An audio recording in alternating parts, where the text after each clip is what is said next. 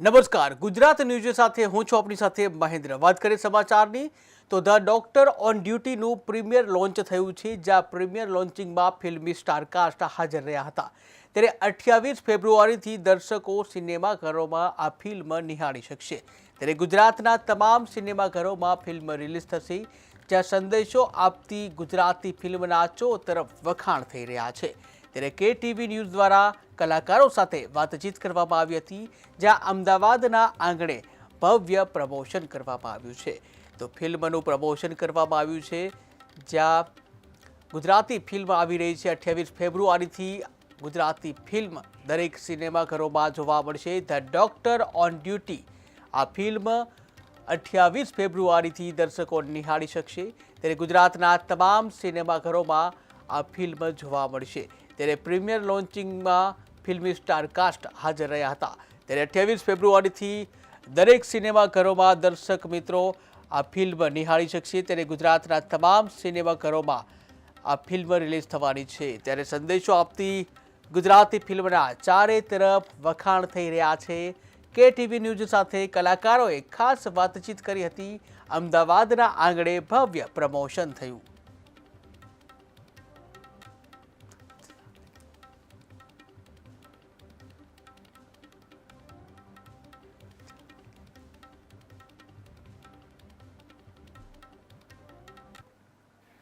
Actor, writer, director અને સંજોગો વસાત producer પણ।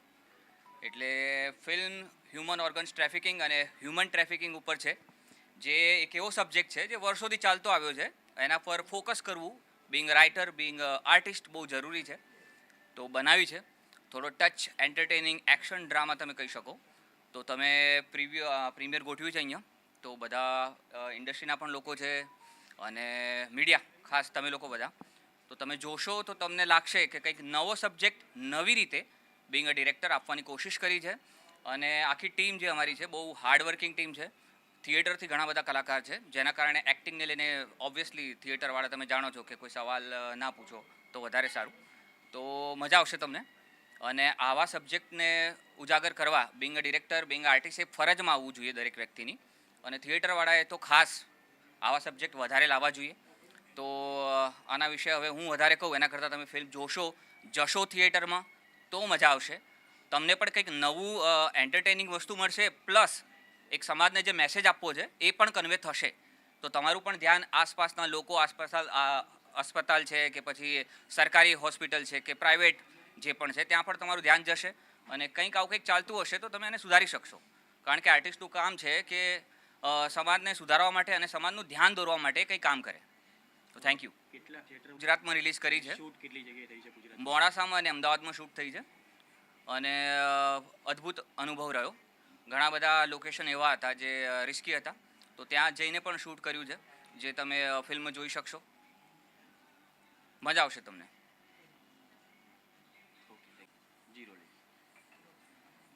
નમસ્તે, મારું નામ પહેલ રાજેન્દ્ર છે। આ મારું ડેબ્યુટ મૂવી છે। મૂવીનું નામ ધ ડોક્ટર ઓન ડ્યુટી છે। આ મૂવી એક સમાજના એવા સબ્જેક્ટને લઈને આવે છે કે હ્યુમન અને હ્યુમન ઓર્ગન ટ્રાફિકિંગ। તમે જોશો તમને બહુ મજા આવશે કે અમે જે સ્ટોરી ટેલિંગ જે કરી છે એ આખી જે રેગ્યુલર ગુજરાતી મૂવીઝમાં તમે જોવો છો એનાથી આખી અલગ છે, ડિફરન્ટ છે। અને ઇવન મને ખૂબ મજા આવી આ મૂવીના શૂટ દરમિયાન, કારણ કે ઘણા બધા ચેલેન્જીસ પણ હતા। ત્યારે વરસાદનો સમય હતો, તો ઘણા સમય ડિલે પણ થતું હતું, તો ઘણા ટાઈમે બેસવું રહેવું પડતું હતું। પછી ઘણી જગ્યાઓ પણ એવી હતી કે જ્યાં જવા માટે પણ થોડો કષ્ટ લેવો પડતો હતો, બટ હા, લોકેશન થોડા ટફ હતા, બટ ઓવરઓલ જે સ્ટોરી ટેલિંગમાં જે મજા આવી એ આખી ખૂબ જ અલગ હતી। એ તમને બધા એવું જ કહેશે કે આખી એક અલગ એક્સપિરિયન્સ હતો, જે જીવવાનો ફરી અને ફરી મોકો મળે એવી ઈચ્છા થાય। નમસ્કાર, હું છું જિગ્નેશ જાણેડા। આ મારી પહેલી ફિલ્મ છે।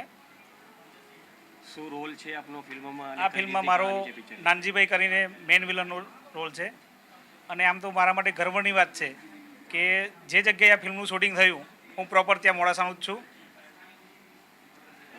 પ્રથમવાર ફિલ્મમાં કામ કરી રહ્યા છો, કઈ રીતનો એક્સપિરિયન્સ રહ્યો તમારો? એક્સપિરિયન્સમાં કહું તો ખરેખર આમ પ્રાઉડ ફીલ કરું છું કે નાનજીભાઈનું મેઇન વિલનનું કિરદાર કરવા મળ્યો, અને જે લોકો સુધી મેસેજ પહોંચે, મતલબ કે અત્યારે ઓવરઓલ ઇન્ડિયામાં જે હ્યુમન ઓર્ગનના જે ચાલી રહ્યું છે તસ્કરીનું, મતલબ તો એના ઉપર એક કન્સેપ્ટ છે સારો.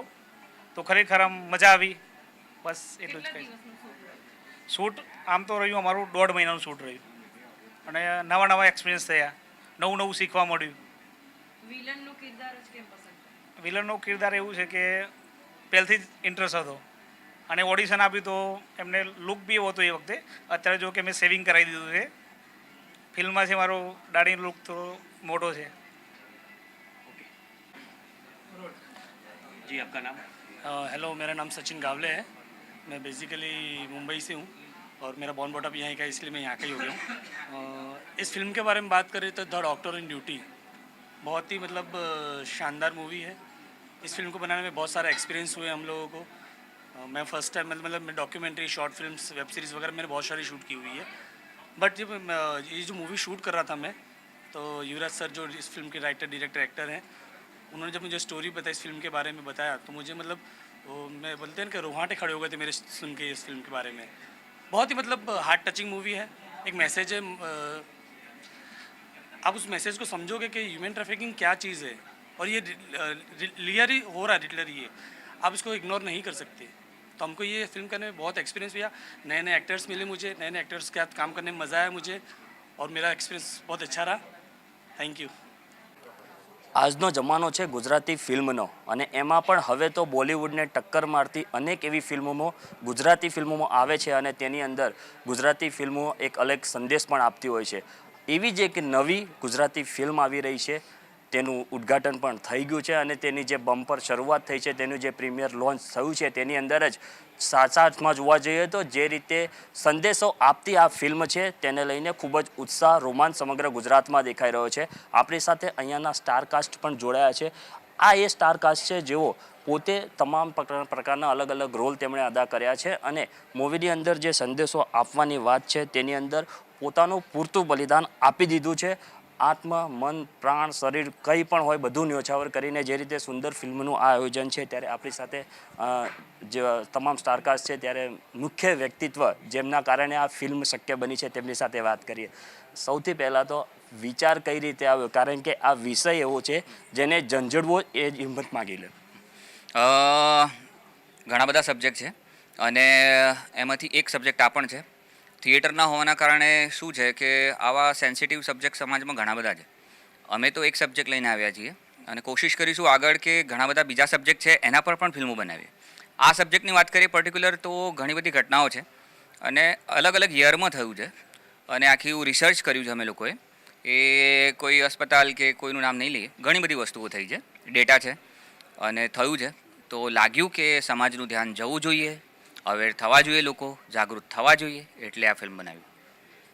થોડા સમય પહેલાં ખ્યાતિકાંડ આવેલો, બહુ જ ચર્ચામાં રહ્યું અને હવે પાછી તમારી આ ફિલ્મ, શું કહેશો? આ બેસિકલી કોન્ટ્રોવર્શિયલ વસ્તુ નથી, કારણ કે થિયેટરવાળા આ બાબતનું ધ્યાન રાખે છે કે સમાજના સેન્ટિમેન્ટ્સ હર્ટ ના થાય. તો આમાં એવું કશું જ નથી. આ એક એવી વસ્તુ છે કે એક હલકું ફૂલકો મેસેજ છે કે ભાઈ તમે જુઓ આ બધી વસ્તુઓ પર, ધ્યાન રાખો કે આ થઈ રહ્યું છે, આજુબાજુમાં થઈ રહ્યું છે, રોકો, અવેર કરો લોકોને. તો બસ એવું કંઈ છે. It is not controversial subject. સૌથી મહત્ત્વની વાત કે તમારી હિંમતને દાદ આપવી પડે, કારણ કે મોટા મોટા ડિરેક્ટરો છે, પ્રોડ્યુસરો છે, પરંતુ કોઈ આવી હિંમત હજી સુધી તો કરી નથી શક્યું. એટલે તમારી હિંમતને દાદ છે. પરંતુ આ જે ફિલ્મની વાત છે ત્યારે જનતા સુધી એ સંદેશ તો તમારે આપવો રહ્યો કે આ ફિલ્મ ભલે આ વિષય આવો છે પરંતુ કહેવા માટે આ છે, પરંતુ આમાં એકચ્યુઅલી આ છે. શું કહેશો? મસ્ત કોમ્પ્લિકેટેડ સવાલ તમે પૂછ્યો. સબ્જેક્ટ હ્યુમન ઓર્ગન્સ ટ્રાફિકિંગનો છે, પણ સાથે એક કહેવાય ને કે એક વિલેજ લાઈફ, એક કોન્ક્રીટ લાઈફ. તો અમે લોકો બધા નાનપણથી શહેરમાં મોટા થયા છીએ. મોડાસામાં શૂટ થઈ ફિલ્મ, તો આસપાસના બહુ બ્યુટિફુલ બધા વિલેજ છે. તો હું એક વખત ગયો ત્યાં હિન્દી વેબ સિરીઝ ડિરેક્ટ કરવા માટે અને પછી બોન્ડિંગ થઈ ગયું. તો એના પરથી પછી થોટ આવ્યા અને આ સબ્જેક્ટ જે રૂરલમાં મતલબ લોકો જે પબ્લિક ભોળી છે, ગામડાના લોકો હંમેશા ભોળા હોય છે, તમે એક વખત જઈને જુઓ તો ખબર પડશે કે આગતા સ્વાગતા કોને કહેવાય. તો એ લોકોની સાથે ઘણા બધા કાંડ થાય છે જે લોકો સુધી નથી પહોંચતા બિકોઝ ઓફ ડિજિટલ અવેરનેસ ઓછી છે એના કારણે. તો થોટ આવ્યો કે આ કરવું જ જોઈએ અને એમના માટે કરવું જોઈએ કે જે લોકો આટલા સરસ લોકો છે અને ખરેખરમાં કોન્ક્રીટ જંગલ કરતાં તમે ત્યાં જઈને જુઓ એ લાઈફને ઉજાગર કરવી. ઇન્ક્રેડિબલ ઇન્ડિયા પણ ચાલી રહ્યું છે. નરેન્દ્ર મોદી સર જે આટલું બધું કરી રહ્યા છે એને ઓર બઢાવો આપી રહ્યા છે. તો વિલેજ તરફ લોકોનું ધ્યાન જવું જોઈએ. આજે શહેરીકરણમાં લોકો ગામ છોડીને શહેર તરફ આવે છે કે ત્યાં ઓપોર્ચ્યુનિટીઝ છે, પણ એવું નથી. ખેતી કહો કે બાકી બધા જે મેન્યુફેક્ચરિંગ યુનિટ્સ છે એ બધા ત્યાં જગ્યા શોધે છે, ત્યાં જ કરે છે બધું. તો ત્યાં એ તરફ ધ્યાન લઈ જાઓ. યંગસ્ટર જે છે એડ્યુકેટેડ પબ્લિક, એમને કહેવું છે મારે કે એ તરફ ધ્યાન દોરો. તો એ લોકોના પણ ડેવલપમેન્ટ પર નજર રાખો. ખાલી આપણે પોતપોતાનું કરીશું તો આફ્ટર કોરોના ખબર છે ને કે કોરોનામાં શું થયું, તો બધા હલી ગયા હતા.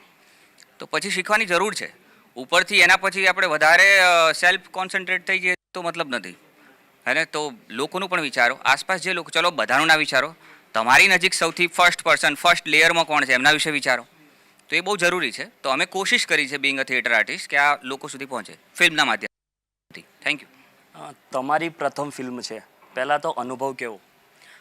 અનુભવ બહુ જ એક્સાઇટિંગ રહ્યો પહેલાં તો, કારણ કે પહેલાં વર્કશોપ્સ થઈ હતી, એમાં કેરેક્ટરની લઈને ઘણી બધી ડિસ્કશન્સ થઈ હતી. ઘણી બધી વસ્તુઓ ત્યાં ફિઝિકલથી લઈને ઇમોશનલ સુધી બધી જ રીતે કેરેક્ટરની સાથે બોન્ડિંગ કરવામાં આવ્યું હતું. કારણ કે વર્કશોપમાં અમે મેઇનલી એ જ કામ કરતા હોઈએ છીએ. અને પછી મારા ઘણા આગળના એક્સપિરિયન્સીસ છે, but as a main lead મારી આ ફર્સ્ટ મૂવી છે. અને એક્સપિરિયન્સ એવો સારો રહ્યો કે લાઈક ત્યાં વાતાવરણ એટલું સારું હતું કે એવું લાગે એક ઘર મૂકીને હું બીજા ઘરે ગઈ છું. બટ ત્યાં થોડા સ્ટ્રિક્ટ પપ્પા છે બસ. કામ કરવામાં તો બહુ જ મજા આવી અને ઘણું બધું શીખવા મળ્યું. ઘણી બધી વસ્તુઓ જાણી કેરેક્ટરને લઈને. આ મેઇન આ જે સમાજને અમે જે મેસેજ પાસ કરવા માંગીએ છીએ, તો એ વસ્તુને લઈને પણ ઘણી બધી વસ્તુઓ જાણી. કારણ કે કેરેક્ટરને નિભાવવા માટે મારે એનું બેકગ્રાઉન્ડ પણ ચેક કરવું પડે છે. તો ઘણી બધી વસ્તુઓ જાણી કે સમાજમાં કેવું કેવું થઈ રહ્યું છે અને લોકોને જાણ હોવા છતાં પણ મને નથી ફરક પડતો તો હું શું કરવા કંઈ કરું, લોકો એવું વિચારે છે. પણ જ્યારે તમારા લોકોને ફરક પડે ત્યારે તમને ફરક પડે છે, જે ના હોવું જોઈએ. અને બધાને ફરક પડશે તો એ વસ્તુ બંધ થઈ જશે થવાની.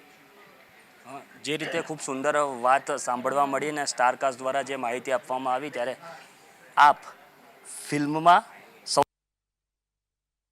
સૌથી અલગ, ભલે તમે અહીંયા મિત્રતાના નાતે આવ્યા છો, પરંતુ શું લાગે છે આ ફિલ્મનું પોસ્ટર રિલીઝ થયું, પ્રીમિયર લોન્ચ થયું, તમારા મિત્ર હવે તો મોટા ડિરેક્ટર બની ચૂક્યા છે, સ્ટારકાસ્ટ આટલી જોરદાર છે, શું કહેશો?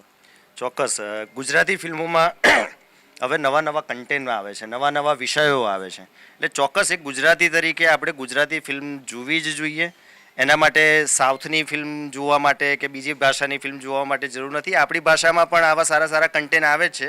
વશ ફિલ્મ એનું એક સૌથી સારું ઉદાહરણ છે કે વશ હિન્દીમાં રીમેક થઈ અને મેં હમણાં સમાચાર સાંભળ્યા કે વશ હિન્દી પછી હવે કોરિયન ભાષામાં પણ હવે એનું વર્ઝન આવવાનું છે.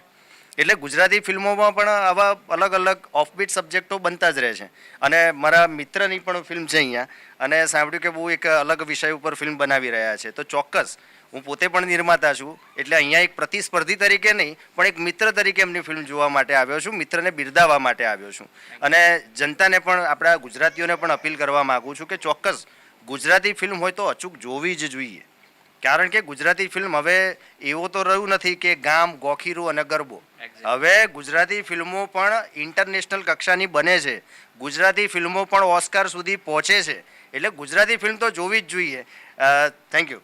મારી ભાષા અને આપ છેલ્લી અપીલ શું કરશો લોકોને, જનતાને, દર્શકોને અને એ તમામ લોકોને જે લોકોએ આ ફિલ્મ જોવી જોઈએ? જો હું તો અપીલ કરી જ રહ્યો છું કે તમે આવો, ફિલ્મ જુઓ અને લોકોને આ વાત પહોંચાડો કે અમે કેવા પ્રકારની, કયા સબ્જેક્ટ પર અને કેવી રીતે ફિલ્મ બનાવી છે. આજનું ઓડિયન્સ સ્માર્ટ ઓડિયન્સ છે. બધાના હાથમાં મોબાઈલ્સ છે, રીલ્સ છે, દરેક વસ્તુ ફટાક દઈને મળી જાય છે. તો એ લોકો આવે, જુએ અને પછી જજ કરે. હા, અને બીજી અપીલ મીડિયાને છે કે તમે તો અમારું માધ્યમ છો આર્ટિસ્ટોનું, તો તમે અમને વધારે સપોર્ટ કરો અને આ વાતને લઈને જાઓ. કરો જ છો તમે, પણ વધારે એક્સપેક્ટેશન તમારાથી રાખીએ છીએ. અને પબ્લિક માટે એટલું જ કે આવો, જુઓ, એન્જોય કરો. મારી ભાષા, મારું ગૌરવ, ગુજરાતી ભાષા, એને પ્રાયોરિટી આપો. તો થેન્ક યુ સો મચ. હંમેશા